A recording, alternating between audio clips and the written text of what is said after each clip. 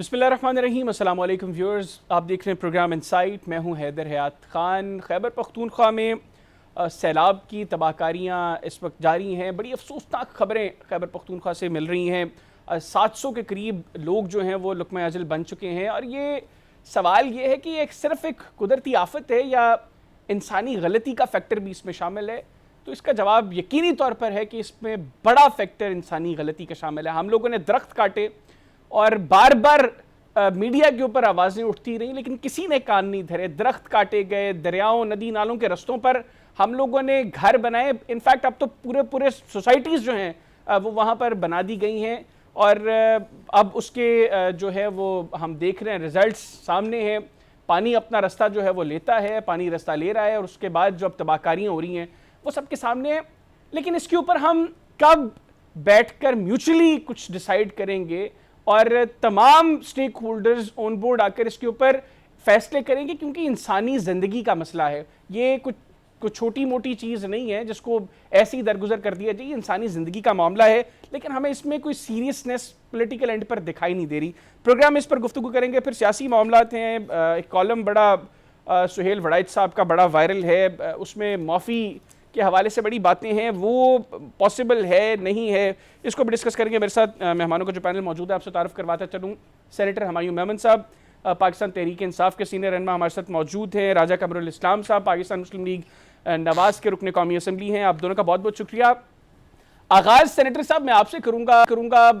خیبر پختونخوا میں اب تقریباً 11 سال سے زیادہ عرصہ ہو گیا پاکستان تحریک انصاف کی حکومت ہے، اور یہ کوئی پہلا سیلاب نہیں ہے تحریک انصاف کی حکومت کا.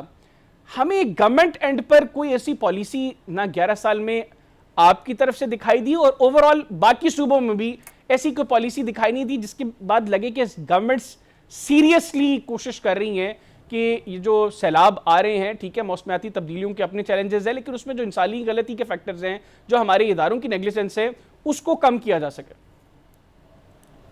بسم اللہ الرحمن الرحیم. ایاک نعبد و ایاک نستعین. دیکھیں آپ بالکل صحیح کہتے ہیں کہ ہماری 11 سال کی حکومت ہے، اور خالی کے پی نہیں، ہر جگہ پہ اس قسم کے مسئلے ہوتے رہے، لیکن تھوڑی نالائکی کی وجہ سے آتا ہے. لیٹس سے نارمل پانی ہے اور وہاں پہ آپ نے آبسٹرکشنز ہیں، اس کی وجہ سے آ رہی ہے. That is one thing.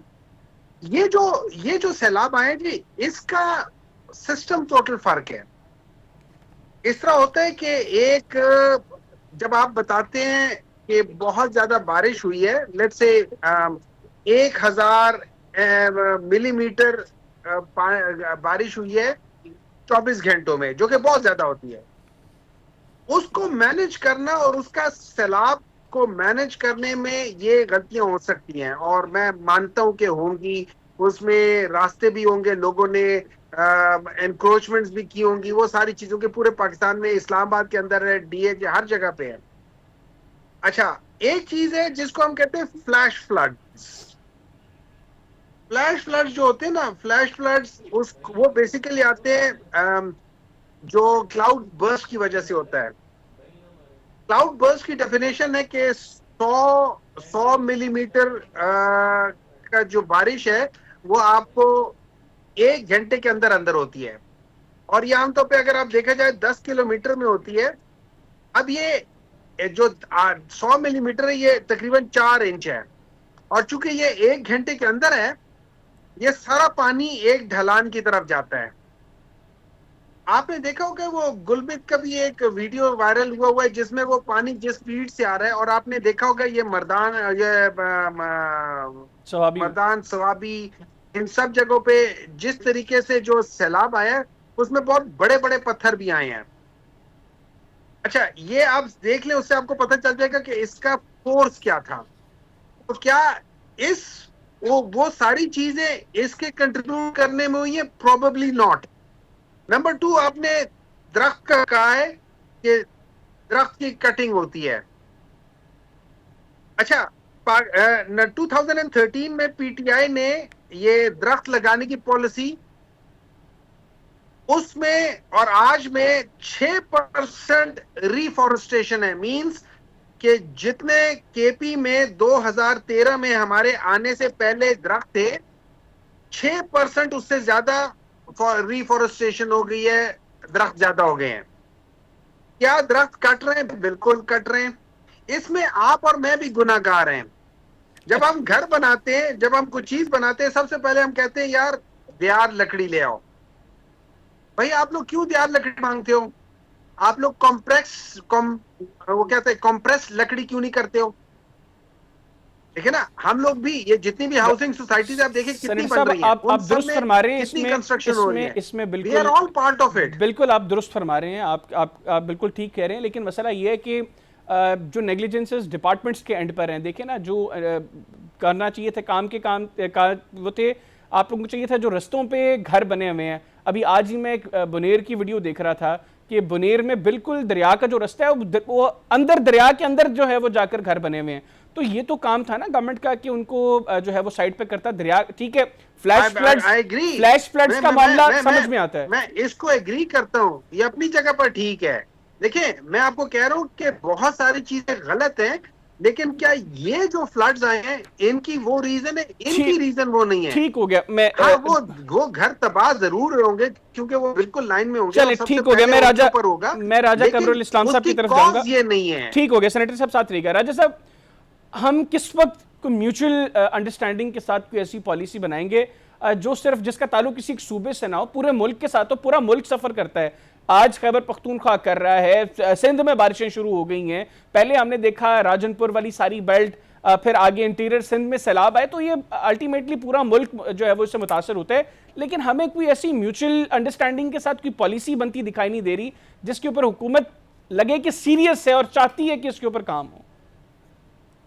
دیکھیں اگر حکومتیں یا جس کی ذمہ داری ہے, میں حکومتوں پہ نہیں جاؤں گا چونکہ پھر وہ بات سیاسی آ جاتی ہے. اس وقت غم کی دکھ کی گھڑی ہے, کتنی اموات جو ہیں وہاں پہ ہوئی ہیں, وہ ہزار سے فگر شاید اوپر جا رہا ہے, وہ غیر مصدقہ ہے, لیکن جو سرٹیفائیڈ ہیں وہ بھی شاید 700-800 کے, اور جو لوگ دبے ہوئے ہیں یا جو لاپتہ ہیں ان کا کوئی حساب نہیں. تو اس لیے اس موقع پہ یہ بات نہیں کہنی چاہیے, لیکن اپنی اپنی ذمہ داریاں تو سب کی ہیں. آپ نے بالکل درست فرمایا, اور ابھی میں دیکھ رہا تھا کہ وہ ہم کہتے ہیں کہ جی شاعر کیا کہنے کی کوشش کر رہے ہیں.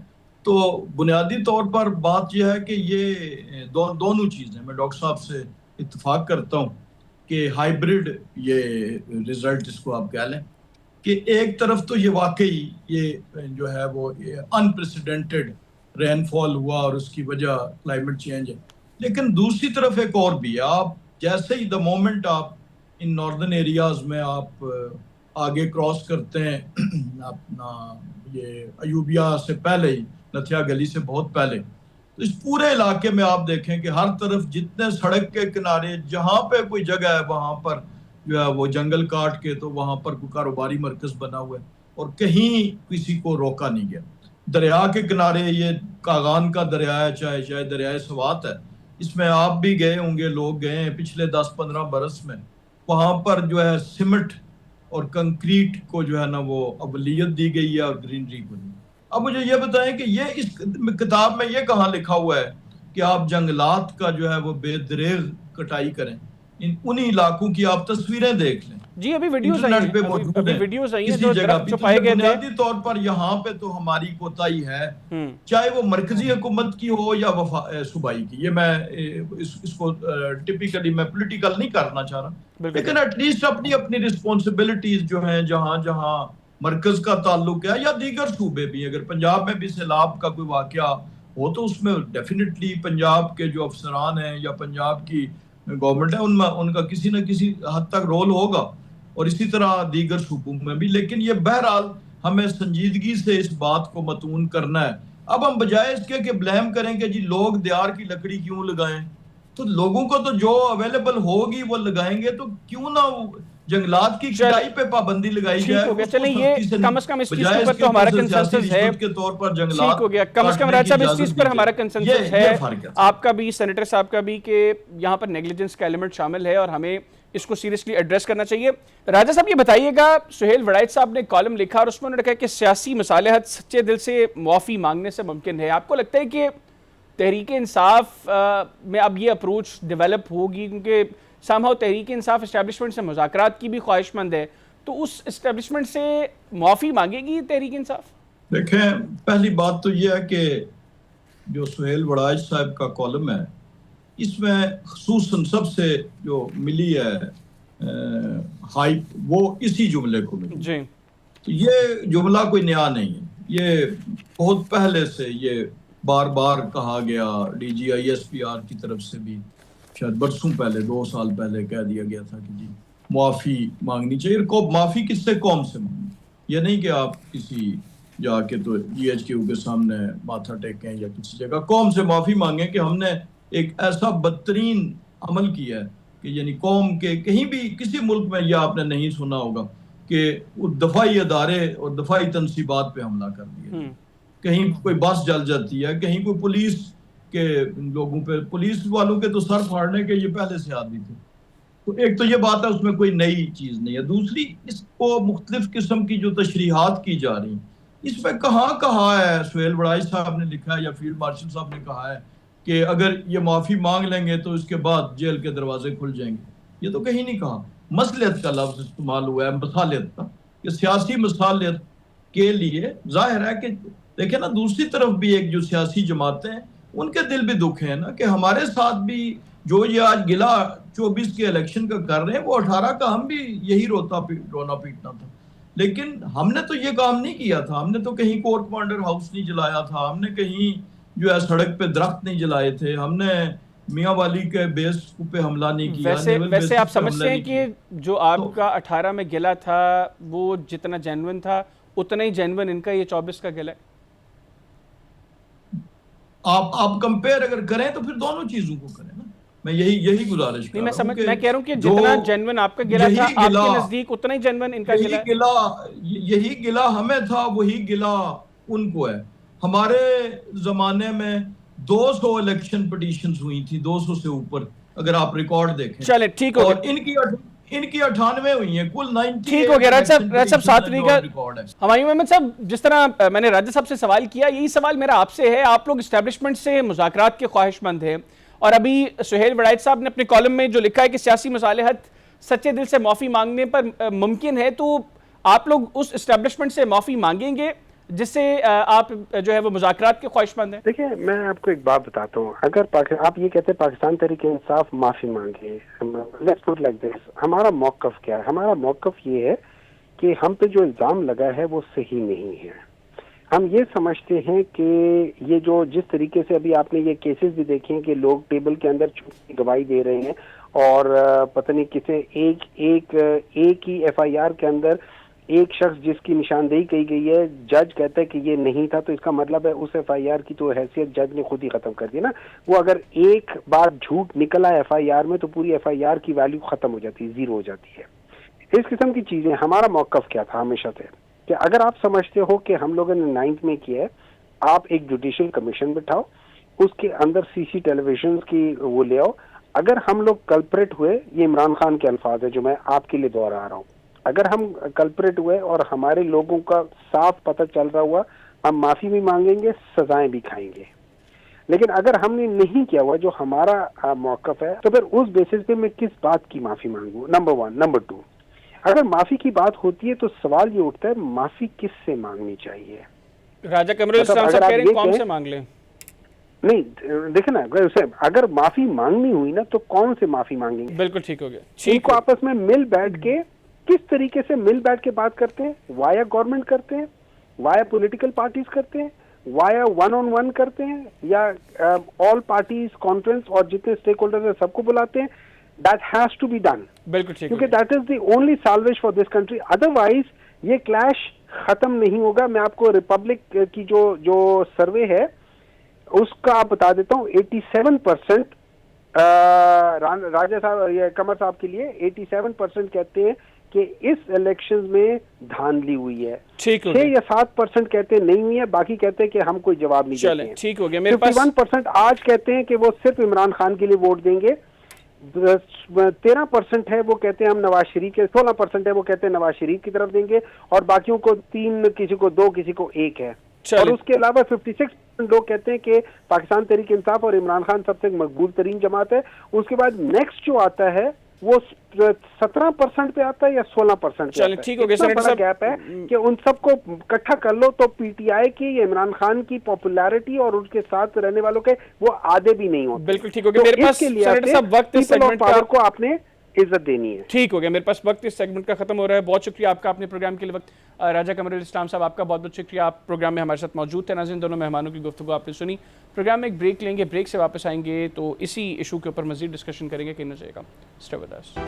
جی بریک کے بعد پروگرام میں دوبارہ خوش آمدید. ملک میں اس وقت سیاسی طور پر حالات یہ کہ پولیٹیکل پولرائزیشن دن بدن بڑھتی دکھائی دے رہی ہے. کوئی ایسی سپیس نہیں نکل رہی جس میں پولیٹیکل اوپوننٹس کو جو ہے وہ کچھ سپیس دی جائے, ماحول کو بہتر کیا جائے, ٹیمپریچر بہتر کیا جائے.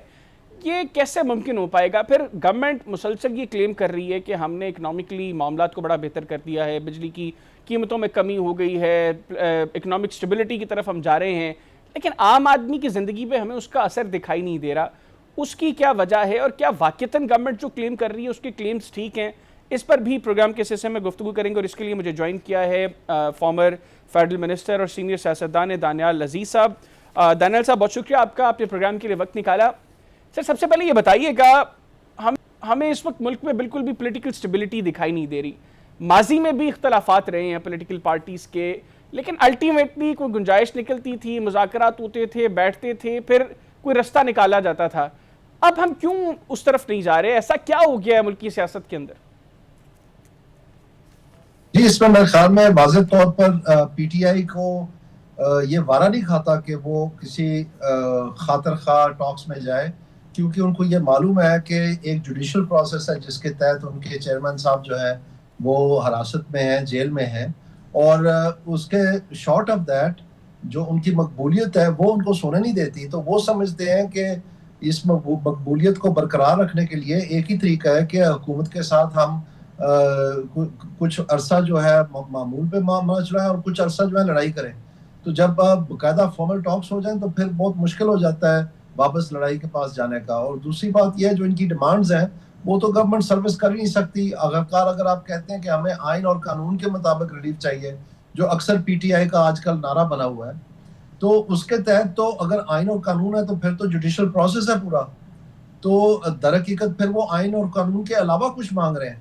اور اسی لیے جب وہ پشاور گئے تو وہاں پر ہمیں پتہ چلا کہ یہ جو حقیقی آزادی یہ مانگتے ہیں وہ تو یہ آرمی چیف سے ان کے چیئرمین جو وکیل صاحب ہیں وہ مانگنے چلے گئے, اور ان کے چیف منسٹر درخواست لے کے گئے تھے وہاں پر کہ ہماری بات سن لیں. تو وہاں یہ کیا آئین اور قانون کے مطابق حقیقی آزادی مانگنے گئے تھے؟ تو یہ محض پبلک کنزمپشن کے لیے باتیں ہوتی ہیں. اصل بات یہ ہے کہ یہ جو انتظامیہ کی بنائی ہوئی جو باتیں ہیں, جیسے کہ نون لیگ ہے, جیسے پی ٹی آئی ہے, اور اب پیپلز پارٹی بھی ہے, یہ انتظامیہ کے بغیر ان کا گزارا نہیں ہے. تو یہ بس اس طاق میں ہے کہ کس وقت ہم گود میں دوبارہ چھلانگ مار سکیں. تو یہ جو عوام ہے جن کو یہ بیوقوف بنا رہے ہیں یہ کہہ کہ جی اب ہم آئین اور قانون, اس طرح نون لیگ نے بھی کہا تھا کہ ہم اب ووٹ کو عزتوں کی سیاست کریں گے اور یہ چیزیں جو ہے وہ جمہوری چلنی چاہیے اور سول سپریمیسی اور یہ بڑی, تو یہ تو شاید چلیں کوئی 2-4 مہینے لگے ہوں گے کو نیگوشیٹ کرتے ہوئے. یہ جو پی ٹی آئی ہے یہ تو 1 منٹ سے پہلے یہ کام کرے گی. اچھا تو مجھے یہ بتائیے گا پھر ابھی جو پولیٹیکل ٹیمپریچر جس طریقے سے بڑھ رہا ہے, آپ کو لگتا ہے کہ چیزیں کل کو جو ہے وہ نارملائز ہو سکتی ہیں ایسے ماحول میں جب تلخیاں بڑی ہوئی دکھائی دے رہی ہیں؟ مطلب بہت سے لوگوں سے بات کرتے ہیں, وہ یہ کہتے ہیں کہ ملک کی تاریخ میں ایٹ لیسٹ پولیٹیکل پارٹیز کے رویے یہ نہیں تھے آپس میں جو اب ہو گئے. اصل بات یہ ہے جی کہ پاکستان میں یہ جو سیاسی جماعتیں ہیں ان کا سارا دار و مدار انتظامیہ پہ ہے, انہی کی بنائی ہوئی جماعتیں ہیں, انہی سے یہ چلتے ہیں. ہر جماعت کے پاس 3-4 سرونگ یا ریٹائرڈ بیوروکریٹس ہیں جو وہ کہتے ہیں کہ یہ ہمارے اپنے بندے ہیں, اور ان کے کہنے کے اوپر تو ساری ترکیب چلاتے ہیں اپنی سیاست چلانے کی, اپنا ملک چلانے کی. اور یہ جو M N A M P A بیچارے یہ تو درخواستیں لے کے باہر پھر رہے ہوتے ہیں کہ کہیں ہمارے لیڈر سے ملاقات ہی ہو جائے. تو اصل وہ لوگ ہوتے ہیں. پرابلم یہ ہے کہ ہماری انتظامیہ گل سڑ گئی ہے, اور یہ توقع کرنا کہ یہ خود سے کوئی, چونکہ انہی پہ ان کا بھروسہ ہے تمام, کیونکہ ان کے پاس خود تو وہ صلاحیت ہی نہیں ہے, نہ انہوں نے کوئی تھنک ٹینک بنائی ہے. آپ ان کے منشور پڑھ لیں جو یہ ہر سال الیکشن سے پہلے شائع کرتے ہیں, میرے خیال میں ان میں کوئی فرق بھی نہیں ہے, اور وہ آپ پڑھیں مجھے لگتا ہے کسی 10ویں جماعت کے بچے نے لکھی ہیں, مطلب ان میں کوئی سینس ہی نہیں ہے. تو اس میں یہ ہے کہ پاکستان نے اگر آگے بڑھنا ہے تو یہ توقع کرنا کہ ان جماعتوں میں سے کوئی نئی چیز نکلے گی. آپ بے شک عمران خان صاحب کو رہا کر لیں, ان کو حکومت میں لے آئیں, آپ کو 6 مہینے کے اندر اندر سمجھ آ جائے گی کہ اس کو الف کا نام کو نہیں پتا اور ہم کہیں بھی نہیں جا رہے. تو یہ جو پرانی 15 سال پرانی جو رپورٹیں جھاڑ جھوڑ کے بیوروکریٹ لا کے رکھ دیتے ہیں سامنے اور یہ کہتے ہیں کہ جی اب ہم کوئی نیا کام کرنے لگے ہیں, اس سے اب کام نہیں چلنا. دیکھیں پاکستان میں اس وقت تقریباً 2% گروتھ ہے, یہ بتا 2.6 ہے, لیکن آپ دیکھنا ستمبر میں یہ ریوائز کریں گے اس کو ڈاؤن ورڈ. یہ بہت بڑا تماشا بن گیا, پورے پاکستان کے انڈیپینڈنٹ اکانومسٹ نے لان تان کر دی ہے. اور اس کے بعد جب یہ صورتحال آگے بڑھی تو اس میں کلیئرلی یہ پتہ ہونا چاہیے کہ ساؤتھ ایشیا میں 6.4% ایوریج گروتھ ہے. 6.4%, یعنی ہم آدھے میں بھی نہیں ہیں. اور آپ یہ دیکھیں کہ کون سے ملک ہیں, افغانستان جہاں پر 20 سال جنگ لگی رہی, سری لنکا جہاں پر انقلاب بھی آئے اور دیوالیہ بھی نکل گیا, اور بنگلہ دیش جہاں پر باقاعدہ انقلاب آیا, وہاں پر ایک غیر آئینی حکومت ہے, ان کے آئین ایک طرف ہے اور سڑک سے لا کے ایک بندے کو بٹھا دیا ہے کہ جی آپ چلائیں جب تک ہم فیصلہ نہیں کرتے ہم نے کیا کرنا ہے.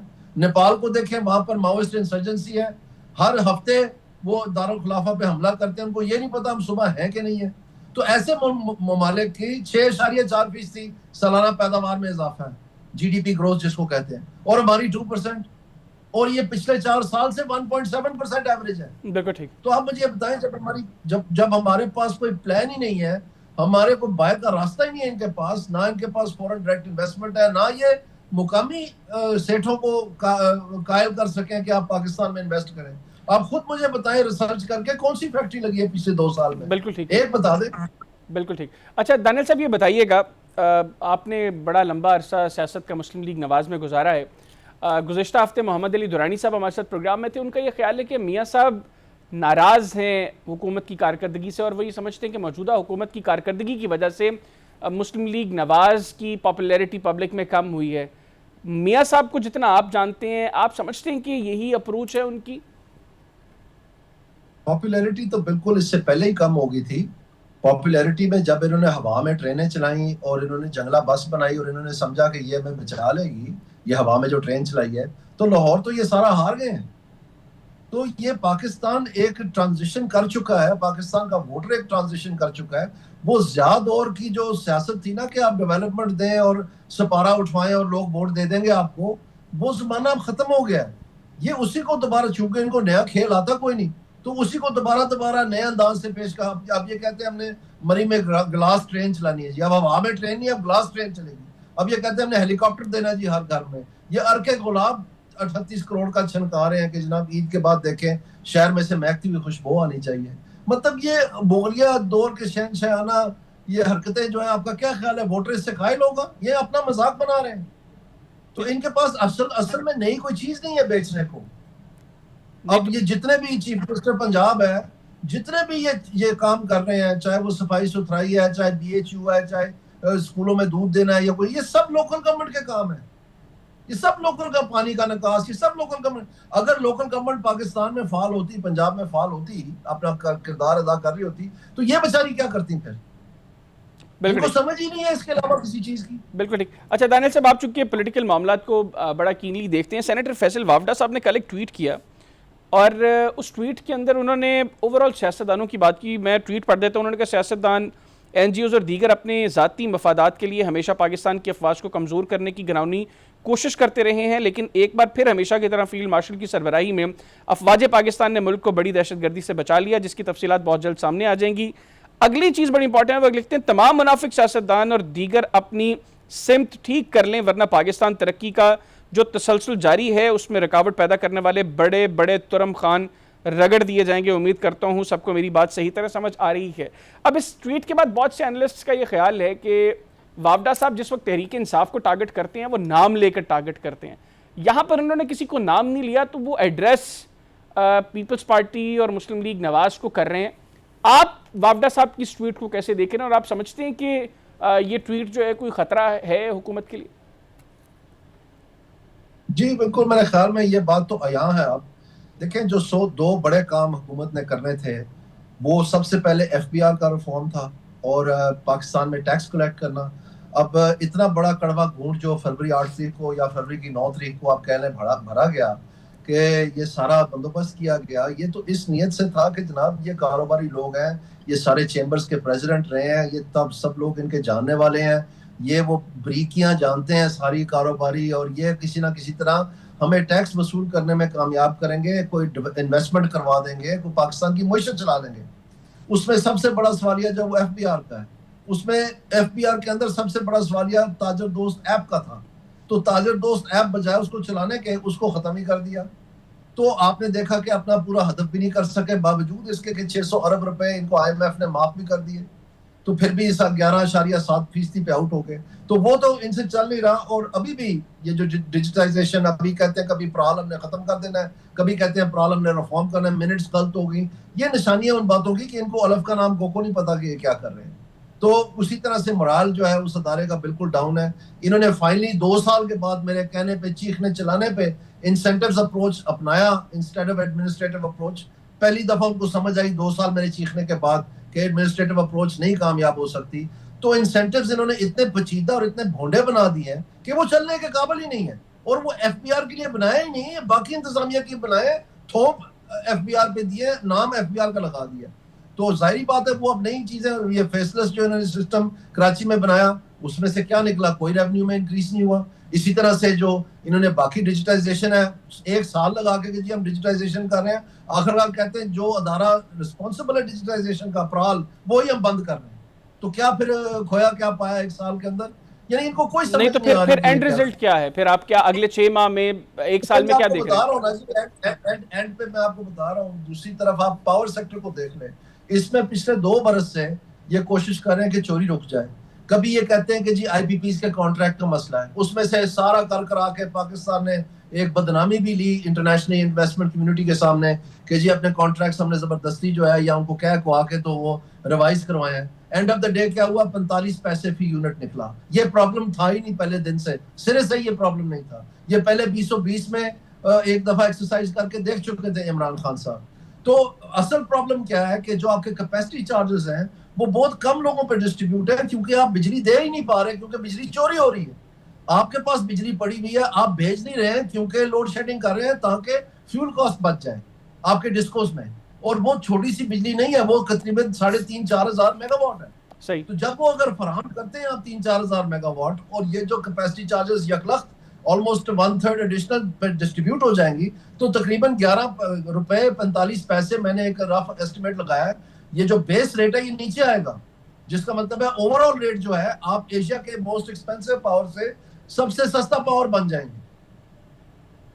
بالکل ٹھیک۔ اچھا آخر میں یہ بتائیے، یہ ان سے نہیں ہو رہا، کیونکہ یہ دوبارہ سے میں کہہ رہا ہوں، اب یہ ایف بی آر میں انسینٹیوز لے آئے ہیں، ان کو میں نے کہا تھا کہ پاور سیکٹر میں بھی انسینٹیوز لائیں، بالکل ٹھیک، وہاں پر ابھی تک ایڈمنسٹریٹو اپروچ ٹرائی کر رہے ہیں، 2 سال ہو گئے ہیں، اب فائنلی انہوں نے کسی بھونڈے انداز سے انہوں نے انسینٹیوز لے آنے ہیں، اس کو بھی تباہ کر دیں گے۔ بالکل ٹھیک۔ میرے پاس وقت کم ہے، دانیال صاحب آخر میں یہ بتائیے گا کہ ابھی کچھ اطلاعات ہیں کہ پنجاب حکومت وفاقی حکومت کو اس طریقے سے فیسیلیٹیٹ نہیں کر رہی جو ان کی توقعات تھیں، معاملات آپس میں ان کے ٹھیک نہیں ہیں، آپ کے پاس خبر بھی ہوگی، آپ ان کو جانتے بھی ہیں، کیا کوئی رفٹ ہے پنجاب اور وفاق میں؟ آپ کو کوئی دکھائی دے رہی ہے؟ پنجاب میں جی جو ابھی آڈیٹر جنرل کی رپورٹ دی ہے، چونکہ آڈیٹر جنرل ایک فیڈرل کانسٹیٹیوشنل باڈی ہے اور آفس ہے، تو ظاہری بات ہے ان کی نظر تو انہی کی طرف گئی ہوگی۔ اب وہ اربوں خربوں روپے وہ خاموش تو کروا دیا گیا ہے، لیکن وہ اپنی طرف سے سامنے تو آ گئی یہ چیز کہ سب سے زیادہ پنجاب میں گڑبڑ ہے۔ پھر جو آئی ایم ایف کے ساتھ ایک دفعہ نہیں متعدد بار، یعنی آپ سمجھ لیں کہ یہ عادی مجرم ہے۔ پچھلی دفعہ کہہ دیا کہ یہ اکاؤنٹنگ گلچ تھی کہ ہمارا سے یہ ہم لاسٹ آئے ہیں سارے صوبوں کے درمیان، اس دفعہ انہوں نے کہہ دیا کہ جناب فیڈرل گورنمنٹ نے ہمیں پیسے ٹائم سے نہیں بھیجے اس لیے ہم لاسٹ آئے ہیں۔ پنجاب کا سرپلس جو ہونا تھا وہ سب سے کم ہوا ہے نسبتاً بلوچستان، خیبر پختونخوا اور سندھ کے۔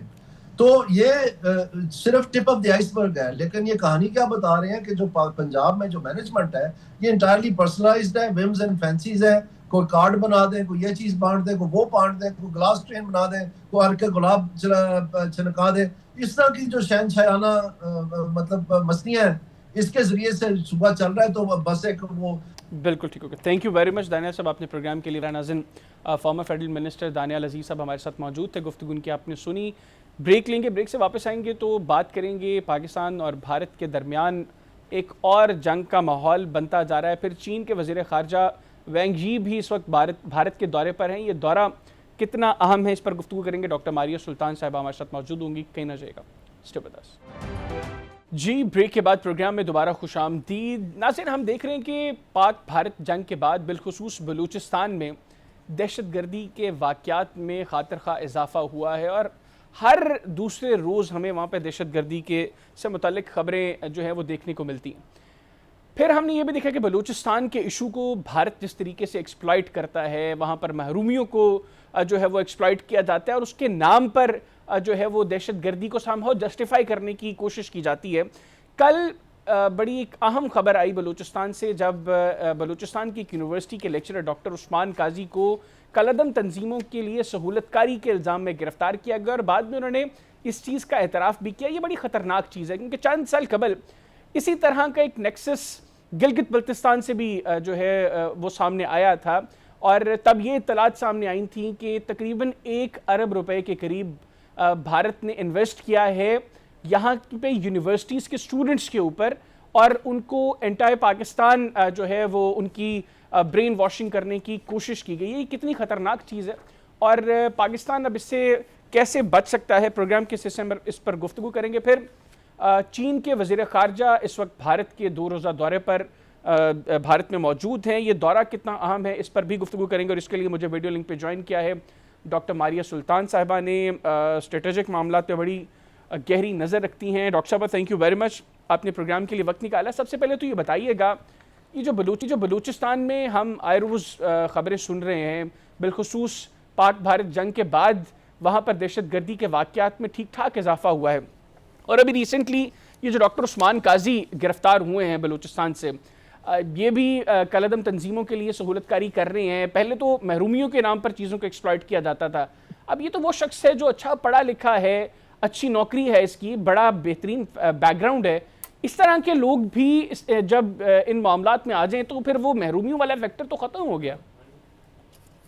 دیکھیں, مسئلہ محرومی کا نہیں ہے. جو دہشت گردی ہے اس کو سمجھنے کی ضرورت ہے کہ وہ ایک صنعت کے طور پہ دیکھی جاتی ہے. بالخصوص جب بھی اس کو بیرونی کسی بھی ملک کی جو ہے سپورٹ حاصل ہو, اور اس میں ہمارے پاس کوئی دو رائے نہیں ہے کہ فتنۃ الہندوستان کے پیچھے جو ہے ہندوستانی ہے, اور ہندوستان یہ اس لیے کر رہا ہے کیونکہ جو ان کو سبکی ہوئی 4 دن کی جنگ کی پاکستان اور ہندوستان کے درمیان, شاید اس کا سامنا وہ اندرونی طور پہ نہیں کر سکتے. دوسری بات یہ کہ ان کو اس بات کا خطرہ ہے کہ پاکستان, چین اور افغانستان اگر کسی طرح مستحکم ہو جاتے ہیں اور یہاں تجارتی فضا بحال ہو جاتی ہے تو یقینی طور کے اوپر یہاں ایک بہت بڑا چیلنج کریٹ ہو جائے گا, اور ایسے چیلنج کو ظاہر ہے وہ اتنی جلدی جو ہے روک نہیں سکیں گے. تو اس وجہ سے نہ صرف آپ کے اداروں کو بلکہ آپ کی جو آئندہ آنے والی نسل ہے اس کو نشانہ بنایا جاتا ہے کہ وہ کسی طرح دہشت گردی کی اس جو لہر ہے اس پہ جکڑے جائیں. اور یہی وجہ ہے کہ ایک ٹارگیٹڈ اپروچ کے ذریعے گلگت بلتستان میں بھی, بلوچستان میں بھی, اور سندھ کے اندر بھی, کراچی کے پاس بھی جو ہے ایک مسلسل کوشش کی جا رہی ہے کہ کسی طرح فتنۃ الہندوستان کو جو ہے کسی طرح لسانی جو ہے رول دیا جا سکے, یا اس کو ایک اور امیج دیا جائے, اور اس کے تحت جو ہے اس دہشت گردی کی جو لہر ہے اس کو کسی طرح وہ فروغ دے سکے. اچھا ڈاکٹر صاحب, آپ نے افغانستان کا بھی ذکر کیا. 9 اگست کو ایک خبر رپورٹ ہوئی افغانستان سے, جہاں پہ افغانستان کے وزیر آبپاشی عبداللطیف منصور نے کہا کہ پاکستان کابل میں مضبوط یا خود مختار افغان حکومت نہیں دیکھنا چاہتا. دفتر خارجہ نے تو کہا کہ یہ حقائق سے جو ہے وہ برعکس چیزیں ہیں, حقائق سے منافی ہیں. لیکن ابھی ایک کالم آج کل بڑا وائرل ہے سہیل وڑائچ صاحب کا, اس کے اندر انہوں نے کچھ سیاسی معاملات ڈسکس کیے. انہوں نے یہ اسٹریٹجک ایشوز کو بھی ڈسکس کیا, اور فیلڈ مارشل صاحب کو کوٹ کرتے ہوئے انہوں نے کہا کہ طالبان کو پاکستان میں دھکیلنے کی جو پالیسی ہے اس پر فیلڈ مارشل صاحب نے افغان حکومت کو وارننگ دی ہے, اور کہا ہے کہ اگر یہ پالیسی جاری رہی تو ایک ایک پاکستانی کے خون کا بدلہ ہم پر واجب ہو جائے گا. تو یہ جو پاکستان اور افغانستان کے درمیان معاملات ہیں, یہ پہلے تو کہا جا رہا تھا کہ اب جب افغان طالبان آ گئے ہیں, اشرف غنی کا دور اس کا خاتمہ ہو گیا افغانستان میں, تو اب چیزیں بہتر ہو جائیں گی. ہم یہ دیکھ رہے ہیں کہ افغان طالبان کے آنے کے بعد افغان سرزمین بھی بدستور استعمال ہو رہی ہے پاکستان کے خلاف. طالبان کی جو پاکستان کے ساتھ کمٹمنٹس تھیں وہ اس کو آنر نہیں کر رہے. سملرلی جب ان سے ہم یہ بات کرتے ہیں تو وہ کہتے ہیں کہ پاکستان ہمیں ریکگنائز نہیں کر رہا, جس طرح کی فیسیلیٹیشن ہمیں پاکستان سے چاہیے وہ پاکستان ہمیں پرووائڈ نہیں کر رہا.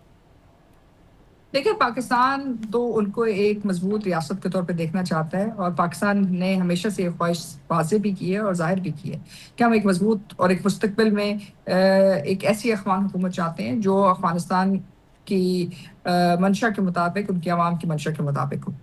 لیکن مسئلہ کیا ہے؟ مسئلہ دراصل یہ ہے کہ یہ تمام جو حکومت آپ کو دیکھنے میں نظر آ رہی ہے یہ دوحہ پروسیس کے ذریعے ہے، اور دوحہ پروسیس کے اندر جو امن معاہدہ ہوا امریکہ اور طالبان کے درمیان، اس کی کچھ شرائط تھیں۔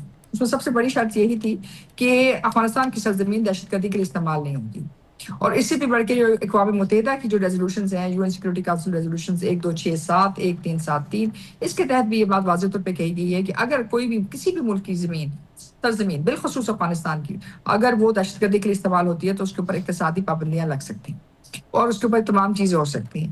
ہمیں جس چیز کا افسوس ہے وہ یہ ہے کہ ابھی اس وقت افغانستان کے اندر بے انتہا امریکن ہتھیار موجود ہیں جن کی کوئی سنوائی نہیں ہے کہ وہ کدھر ہیں، کہاں ہیں، کیسے ہیں، کس طرح استعمال ہو رہے ہیں۔ افغانستان کی جو حکومت ہے وہ پاکستان کے جو مسائل ہیں، جو بڑھتی ہوئی دہشت گردی ہے، اس کے اوپر وہ واضح حکمت عملی اختیار نہیں کر رہی جو اس کو اختیار کرنی چاہیے۔ اور تیسری بات یہ ہے کہ ظاہر ہے جب آپ کو دہشت گردی کا چیلنج ہوگا تو آپ اپنی بارڈر مینجمنٹ کو بہتر کریں گے۔ اور تیسری بات یہ ہے کہ اگر افغان حکومت مستقبل میں اور جیسے کہ وہ کہہ رہی ہے کہ وہ ایک مستحکم حکومت ہے، تو پھر افغان عبوری حکومت کو کوئی مسئلہ نہیں ہونا چاہیے کہ اگر ہم افغان ریفیوجیز کو واپس بھیجیں، جیسے کہ ایران کی حکومت نے بھیجے ہیں، جیسے کہ باقی ممالک نے بھیجے ہیں۔ اس وقت تو وہ تمام ممالک بھی جو جرمنی اور اس قسم کے ممالک تھے، وہ وہاں سے بھی لوگ واپس ڈپورٹ ہو کے افغانستان جا رہے ہیں۔ ظاہر ہے ہم ہمارے پاس سب سے بڑی جو ہے ایک طرح سے ان پٹ ہے، تو ہم نے انہی لوگوں کو واپس بھیجنا ہے جو یہاں موجود ہے۔ دوسری بات یہ ہے کہ آخرکار یہ ممکن نہیں ہے کہ آپ دہشت گردی کے ذریعے پاکستان کے اوپر جو ہے زور آزمائی کریں، یا یہ سمجھیں کہ پاکستان جو ہے جو اہم معاملات ہیں پاکستان اور افغانستان کے سرحدی معاملات، یا پاکستان اور افغانستان کے درمیان تجارت کو منظم کرنا یا اس کے درمیان ویزا پالیسی کو متحرک کرنا، اس کے لیے آپ دہشت گردی کو استعمال کریں یا دہشت گردوں کو پناہ گرائی دیں، تو یہ تو ممکن نہیں ہے۔ کوئی ملک بھی اس بات کی اجازت نہیں دے گا کہ آپ اس کو اس قسم کی ایک کنفرنٹیشن کے اندر لے کے آئیں۔ لیکن ڈاکٹر صاحب یہ کتنا ضروری بات ہے، لیکن کتنا ضروری ہے کہ اس وقت جو جیو پولیٹیکل میٹرز جس طرح چل رہے ہیں، ان معاملات کے تحت پاکستان کو افغانستان کے ساتھ اچھے تعلقات کی کتنی ضرورت ہے، اور یہ کیسے ممکن ہوں گے جب اتنا لیک آف ٹرسٹ ہے؟ پاکستان نے تو ہمیشہ کہا ہے کہ پاکستان اور افغانستان کے درمیان ایک ہی رشتہ ہے، اور رشتہ جو ہے امن کے ساتھ جڑا ہوا ہے۔ اگر افغانستان پورا نہیں ہے تو پاکستان ہے، اور ہم یہ ہمیشہ کہتے رہے ہیں کہ جو کچھ بھی افغانستان میں ہو رہا ہے وہ افغانستان کی عوام کی امنگوں کے مطابق ہونا چاہیے۔ پاکستان اس وقت افغانستان کے ساتھ ایک سہ فریقی ڈائلاگ کے اندر بھی موجود ہے، اور اس ڈائلاگ کا بنیادی مقصد یہی ہے کہ پاکستان اور افغانستان کے درمیان جو تعلقات ہیں، سفارتی تعلقات، جو باقی تعلقات ہیں، ان کو بہتر کیا جائے۔ ویسے ایک ڈائلاگ تو ہم آپ کی طرف سے بھی دیکھ رہے ہیں جو south Asian strategic stability institute جو ہے وہ ہوسٹ کرنا چاہ رہی ہے ٹورڈز یونٹی اینڈ ٹرسٹ، اس میں آپ بنیادی طور پر کیا چاہ رہے ہیں؟ دیکھیں اس میں ہم یہ چاہ رہے ہیں کہ ہم سمجھتے ہیں کہ پاکستان کی عوام اور افغانستان کی عوام، جو پاکستان اور افغانستان کے درمیان جو مختلف چیلنجز رہے ہیں، اس کا سب سے زیادہ جو نشانہ ہے وہ پاکستان اور افغانستان کی عوام رہے ہیں۔ ایک پیپل سینٹرک اپروچ کی ضرورت ہے، کیونکہ بہرحال چاہے حکومت کوئی بھی ہو پاکستان میں یا افغانستان میں، در حقیقت کچھ فوکس لوگوں تک چاہیے، عوام تک چاہیے۔ اور جو دوسرا مسئلہ افغانستان کے اندر ہے وہ یہ ہے کہ افغانستان کے اندر جو لیڈرشپ ہے وہ ان کی اپنی سینٹرز کے اوپر ہے، یعنی کہ پشتون کے پشتونوں کے ساتھ ہے، غیر پشتونوں کے ان کے ساتھ ہے۔ یہ ڈائلاگ پروسیس ہے، اسلام آباد پروسیس کا حصہ ہے، اور اس کے ذریعے ہم شروعات کر رہے ہیں، اور ہم امید رکھتے ہیں کہ جو مختلف فیکشنز ہیں افغانستان کے اندر اور جو مختلف گروہ ہیں جو ایک تعمیری عمل پیدا کر سکتے ہیں پاکستان اور افغانستان کے درمیان، ان کے ساتھ بات چیت کا آغاز کریں، اور اس آغاز کا مقصد کسی طرح بھی طالبان کے خلاف ایک محاذ کھڑا کرنا نہیں ہے، لیکن کرنا اور عوام کے لیے مسائل کا حل ڈھونڈنا ہر کسی کا حق ہے۔ بالکل ٹھیک۔ آخر میں یہ بتائیے گا کہ چینی وزیر خارجہ وینگ جی اس وقت بھارت میں موجود ہیں اور بڑا اہم دورہ ہے، ہم یہ دیکھ رہے ہیں کہ جب سے امریکہ بھارت کے اوپر ٹیرفز بڑھا رہا ہے، بھارت مسلسل چین کی تعریفوں کے پل باندھ رہا ہے، وہی چین جس کو کل تک گالیاں نکالی جا رہی تھیں آج جو ہے وہ اس کے قصیدے پڑھے جا رہے ہیں بھارت میں۔ اس دورے کو آپ کیسے دیکھ رہی ہیں، اور اس وقت جو بھارت میں اپروچ ڈیولپ ہو رہی ہے ٹورڈز چین، انفیکٹ سچویشن یہاں تک کہ کل سبرامنیم جو جے شنکر ہیں انہوں نے لائن آف ایکچوئل کنٹرول کی ایشو کو بھی ڈسکس کیا ہے، تو تو ہمارے ساتھ تو وہ بات کرنا نہیں چاہتے لیکن چین کے ساتھ وہ ساری چیزیں بھی ڈسکس کر رہے ہیں آج. تو اس دورے کو آپ جو ہے وہ کیسے دیکھ رہی ہیں؟ دیکھیں اہم دورہ تو ہے لیکن ہندوستان کے لیے بہت بڑا چیلنج ہے کیونکہ ہندوستان اس وقت معروضی طور کے اوپر امریکہ کا ساتھی بن چکا ہے. ٹرمپ صاحب نے یہ جو سینکشنز لگائی ہیں غلط نہیں لگائی ہیں ہندوستان پہ کیونکہ انہوں نے امریکہ سے بہت ساری مراد حاصل کی ہیں. پچھلے 2 دہائیوں میں جب ہم نے افغانستان کی جنگ لڑی ہے انہوں نے 66 سے زائد معاہدے ہندوستان کے ساتھ کیے جس میں سے کچھ تو ہم سب بہت زیادہ جانتے ہیں جیسے بیکا کمکاسا لیما اور یہ تمام اور STA1. اس کے ذریعے امریکہ کی جو انتہائی حساس جو دفاعی صنعت ہے یا باقی جو ہائی ٹیکنالوجی زونز ہیں وہ ہندوستان کی جو میک ان انڈیا یا ڈیفنس ٹیکنالوجی زونز ہیں ان کے ساتھ کولیبریٹ بھی کر سکتے ہیں اور ان کے ذریعے ٹیکنالوجی کو دے بھی سکتے ہیں. اس کا جو دوسرا حصہ یہ تھا کہ امریکن ٹیکنالوجی کے مطابق میک ان انڈیا کے تحت ہندوستان جو ہے ایک مارکیٹ کا اور اکنامکس کا ایک بڑا شیئر ہندوستان امریکہ کو دے گا. امریکہ نے جو مراد ہندوستان کو دینی تھی جس میں ان کا IT سیکٹر گیا, ہم سب جانتے ہیں فیس بک واٹس ایپ ان سب لوگوں کے ہیڈ کوارٹرز جو ہیں ہندوستان میں تھے. ہندوستان کی IT انڈسٹری جو ہے امریکہ گئی, ان کو کوئی نیشنل انشورنس کوئی ٹیکسیشن دینے کی ضرورت نہیں تھی. تو یہ تمام چیزیں ان کے پاس موجود تھیں. لیکن جب ہندوستان کی باری آئی کہ وہ امریکہ کے لیے کچھ کرے تو انہوں نے کہا جی ہم کچھ نہیں کر سکتے ہیں. اب اگر وہ کچھ نہیں کر سکتے ہیں تو پھر ان کو اس بات کی بھی لیے تیار ہونا پڑے گا کہ ہندوستان کی کو جو تمام بین الاقوامی پوزیشن جو رائزنگ انڈیا, شائننگ انڈیا, جو مختلف انٹرنیشنل فورمز کے وہ حصے بنے ہوئے تھے, وہ سارے جو فورمز ہیں ان سب کے اندر سے دستبردار ہونا پڑے گا کیونکہ ٹرمپ صاحب اس بات کے لیے تیار نہیں ہیں کہ امریکن پیسوں پہ امریکن تعاون سے ہندوستان طاقت حاصل کرے اور ہندوستان اس کے بعد امریکہ کو پوچھنا دے. بالکل ٹھیک. ڈاکٹر صاحب میرے پاس وقت کم ہے, مجھے مختصراً یہ بتائیے گا کہ اگر نوبت یہاں تک آئی کہ بھارت کو کوآڈ اور برکس میں سے کسی ایک کا انتخاب کرنا پڑا تو آپ کے نزدیک بھارت کس کا انتخاب کرے گا؟ ان کے پاس چوائس نہیں ہے. کوآڈ اور برکس ان کے لیے 2 مختلف زاویے ہیں. برکس میں جا کر بھی ان کی اکانومی ان کے ساتھ انٹیگریٹ نہیں کر سکتی ہے, ان کو بہرحال کوآڈ کی طرف ہی جانا پڑے گا. اور وقت صرف یہ ہے کہ اگر یہ حکومت نہیں دے گی تو اگلی حکومت کو یہ معاہدے کرنے پڑیں گے اور معاہدوں کو کی پاسداری کرنی پڑے گی. لیکن اگر وہ برکس سے خود کو دستبردار کرتے ہیں تو پھر اس ریجن کے اندر بھارت جو بڑا کہہ لیں کہ تھانے دار بننے کی کوشش کر رہا ہے اور اس ریجن کے اندر وہ خود کو پہلوان بنانے کی کوشش کر رہا ہے, وہ پھر برکس کے بغیر کیسے ممکن ہوگا؟ دیکھیں بات برکس کی نہیں ہے, بات یہ ہے کہ چین اور ہندوستان جو ہے ایک دوسرے کے اسٹریٹجک کمپیٹیٹرز ہیں. لیکن برکس میں روس بھی شامل ہے. نہیں صنعت کے اندر بھی دیکھیں شامل ضرور ہے لیکن انٹرنیشنل گلوبل کمپٹیشن کے پوائنٹ آف ویو سے, اکنامک کمپٹیشن کے پوائنٹ آف ویو سے. یعنی اگر برکس اور کوآڈ میں انتخاب کرنا پڑا تو آپ کے نزدیک بھارت جو ہے وہ یقینی طور پر کوآڈ کا انتخاب کرے گا؟ انتخاب کی بات نہیں, ان کے پاس چوائس نہیں ہے نا, خالی کوآڈ نہیں آتا نا. STA1 اور باقی تمام چیزیں یہ معاہدے ہیں, بین الاقوامی معاہدے ہیں. آپ ان میں سے اس طرح نہیں نکل سکتے جیسے کہ آپ سینٹاس کے معاہدے سے نکلنا چاہ رہے ہیں. یہ اتنا آسان نہیں ہے. تو ظاہر ہے ان معاہدوں سے ان کو اوپر ایک امپیکٹ آئے گا اور یہ جو امپیکٹ ہے وہ شاید اس کو دینے کے لیے تیار نہیں ہے. بالکل ٹھیک ہو گیا. Thank you very much doctor صاحب, آپ کے لیے وقت نکالا. ناظرین ڈاکٹر ماریہ سلطان صاحبہ ہمارے ساتھ موجود تھیں, گفتگو ان کی آپ نے سنی. آج کے پروگرام سے مجھے اجازت دیجیے, آپ سے ملاقات ہوگی انشاءاللہ اگلے ہفتے. تب تک کے لیے حیدر حیات خان اور انسائٹ کی ٹیم کو اجازت دیجیے. اللہ حافظ. پاکستان ہمیشہ زندہ باد.